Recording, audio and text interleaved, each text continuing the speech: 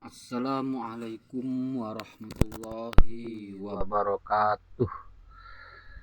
Alhamdulillahirabbil alamin. Allahumma shalli ala Muhammad wa ala ali Muhammad. Berjumpa kembali bersama saya channel Al Husain. Saya akan membacakan kisah kelanjutan dari kisah tabi'in bab para hakim-hakim.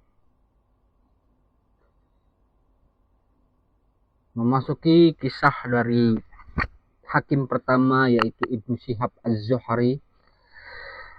Kali ini sudah sampai saatnya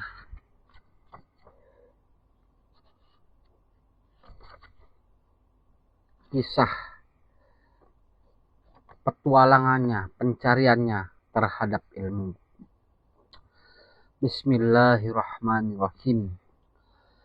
Ketika Az-Zuhri telah berusia sekitar 30 tahunan, dia pindah ke Damaskus.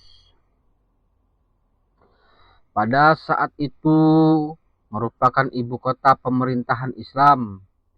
Pada waktu itu yang menjadi khalifah bagi kaum muslimin adalah Abdul Malik bin Marwan.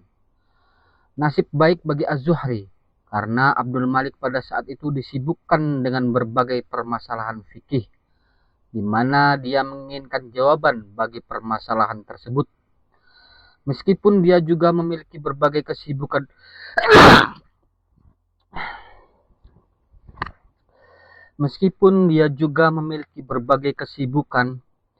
yang berkaitan dengan perang, permasalahan itu berkaitan dengan ummuhatul aulad, budak perempuan yang memiliki anak dari tuannya, dan harta warisan. Sementara itu, Ibnu Syihab Az-Zuhri pernah mendengar suatu pendapat yang berhubungan dengan masalah tersebut, akan tetapi dia tidak dapat mengingatnya dengan baik. Pada waktu yang sama, Qabisah bin Zuhaib, salah seorang ahli hadis dan ulama yang terkenal di Syam, tidak dapat memberikan jawaban yang memuaskan untuk masalah tersebut. Melalui ahli hadis Syam ini, Qabisah bin Zuhaib, akhirnya Az-Zuhri terhubung dengan Abdul Malik, dan dia pun mengutarakan pendapatnya tentang masalah tersebut. Lalu Abdul Malik menguji keilmuannya dan merasa kagum terhadapnya. Akhirnya Abdul Malik melunasi hutang-hutang Az-Zuhri, menjadikannya sebagai salah satu sahabatnya, serta memerintahkan untuk memberikan kepadanya gaji yang cukup untuk memenuhi kebutuhan hidupnya. Kemudian dia memerintahkan Az-Zuhri untuk kembali ke Madinah dan memperdalam ilmunya serta mencurahkan seluruh tenaga dan pikirannya untuk ilmu. Marilah kita biarkan Az-Zuhri menceritakan peristiwa yang dia alami dalam perjalanan hidupnya di Syam, yang akan kami sampaikan secara ringkas. Dia mengatakan, "Aku pergi ke Syam, dan pada saat menjelang subuh aku memasuki Masjid Damaskus. Lalu aku menuju sebuah halaqah besar yang ada di hadapan suatu ruangan, dan aku pun duduk di sana. Kemudian orang-orang bertanya tentang namaku, dan aku menjawab, seseorang dari kaum Quraisy. Mereka pun bertanya, apakah engkau memiliki ilmu tentang ummahatul aulad, budak perempuan yang memiliki anak dari tuannya? Lalu aku memberitahukan kepada mereka perkataan Umar bin Khattab yang berkaitan dengan hal itu. Kemudian mereka berkata, ini adalah majelis Qabisah bin Zuhaib, dan dia pasti menyambutmu dengan ramah, karena Amirul Mukminin telah bertanya kepadanya tentang suatu hal, lalu dia bertanya kepada kami tentang hal itu. Akan tetapi kami tidak mengetahui jawaban untuk pertanyaan tersebut. Lalu Qabisah pun datang dan mereka memberitahukan hal itu kepadanya. Maka Qabisah bertanya tentang nasabku, dan aku pun memberitahukan nasabku kepadanya. Dia bertanya kepadaku tentang Sa'id al-Musayyab dan orang-orang yang selevel dengannya, dan aku pun menjawabnya. Lalu dia berkata, aku akan membawamu kepada Amirul Mukminin. Lalu dia melaksanakan sholat subuh, kemudian pergi dan aku mengikutinya. Dia mendatangi Abdul Malik sementara aku duduk menunggu di pintu selama beberapa waktu sampai matahari meninggi. Kemudian keluarlah seseorang yang memberikan izin seraya berkata, "Di manakah orang Madinah yang berasal dari kaum Quraisy itu?" Aku menjawab, "Ini aku."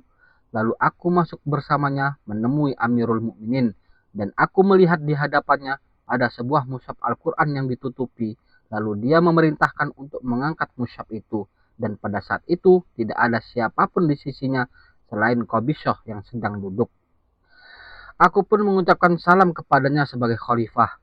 Lalu dia bertanya, "Siapakah engkau?" Aku menjawab, "Muhammad bin Muslim," dan terus melanjutkan nama-nama leluhurnya sampai kepada Zuhrah. Maka khalifah pun berkata, "Oh, kamu yang melarikan diri dari fitnah," karena kakeknya adalah pembela Abdullah bin Zubair, penentang Bani Umayyah. Kemudian dia bertanya, "Apa yang engkau ketahui tentang Ummahatul Aulad, budak perempuan yang memiliki anak dari tuannya?" Lalu aku memberitahukan kepadanya sebuah riwayat dari Sa'id bin Al-Musayyab mengenai hal itu. Dia pun bertanya, "Bagaimanakah keadaannya Sa'id?"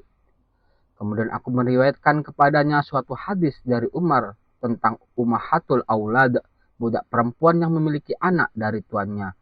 Lalu dia menoleh kepada Qabisyah seraya berkata, "Hal inilah yang dia sebarkan ke seluruh wilayah." Aku pun berkata, "Aku tidak mendapatinya melepaskan diri dari hal tersebut sedikit pun, dan aku pun berharap tidak akan berharap lagi dengan setelah itu." Aku pun berkata, "Sungguh, Amirul Mukminin pasti berpikiran akan menyambungkan tali silaturahmi denganku dan akan menetapkan bagian untukku." Ibnu Syihab pun keluar dari sisi Amirul Mukminin dan pergi bersama Qabisyah yang telah memberinya banyak uang dari harta pribadinya. Lalu dia kembali lagi kepada Amirul Mukminin, dan Amirul Mukminin bertanya kepadanya tentang nasab kaum Quraisy sampai dia mengetahui kadar keilmuannya. Kemudian dia berkata kepadanya, "Aku tetapkan bagimu bagian harta ahli baitmu." Kemudian dia memerintahkan kepada Qabisyah untuk menuliskan hal tersebut di dalam dewan. Kemudian Amirul Mukminin menasehatinya seraya berkata, "Di manakah engkau dari kaum Ansor? Sesungguhnya engkau bisa mendapatkan banyak ilmu dari mereka. Di manakah engkau dari putra pimpinan mereka, Kharijah bin Zaid?"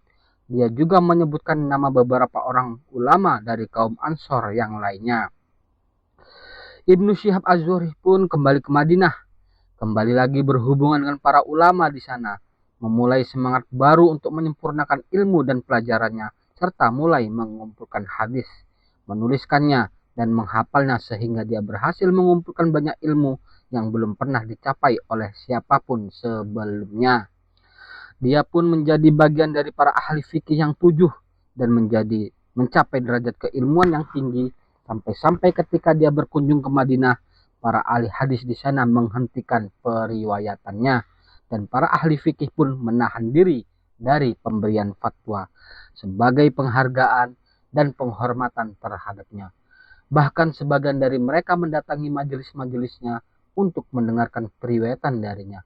Meskipun dia seorang ulama besar seperti Amr bin Dinar yang hidup sejaman dengan para sahabat dan belajar dari mereka sebelum Ibnu Syihab. Banyak sekali murid-murid yang belajar dari Az-Zuhri sehingga sulit untuk membatasi jumlah mereka.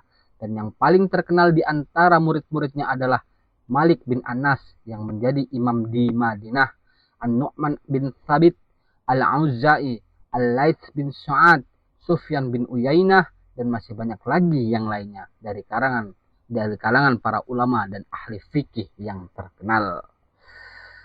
Demikianlah kisah pencarian ilmu dari seorang Ibnu Syihab Az-Zuhri.